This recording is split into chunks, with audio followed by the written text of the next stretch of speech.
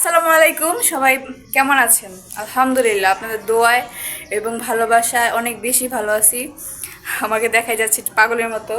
এখনই বাহির থেকে আসলাম, আইসা হচ্ছে আপনাদের সাথে কথা বলা শুরু করলাম। এখনো দুপুরের লাঞ্চ হয়নি, ঘরে যা আছে তাই খাইতে বড় অনেক কাজ আছে, এখনো ফ্রেশ হই নাই।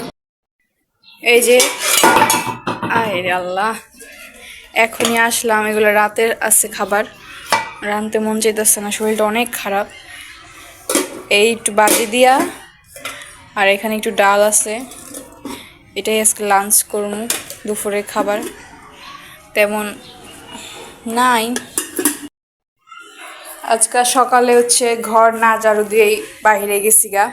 এ দেখেন ঘরের কি অবস্থা, বিছনারা ঝাড়তে হইব, ঘরটাও ঝাড়তে হইব, পরিষ্কার করে নেই। না রান্ধতে ধোয়াবাই করে আমি রানবো না, নিজে রানবো তেল ছাড়া, বুঝছেন?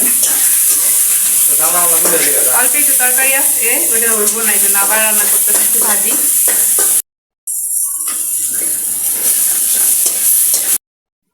ও এখানে রান্তাছে, আমি এখানে একটু রেস্ট করতেছি, ভালো লাগতেছে না, শরীরও ভালো না, শরীরের সাথে মনও ভালো না, কারোই না।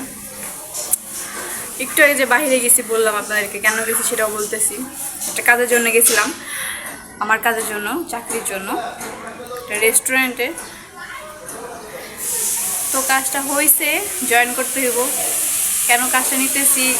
কারণ আমাদের হাতের অবস্থা ভালো না, ঘর ভাড়া হচ্ছে এই আটকে গেছে। তো এই হচ্ছে সমস্যা।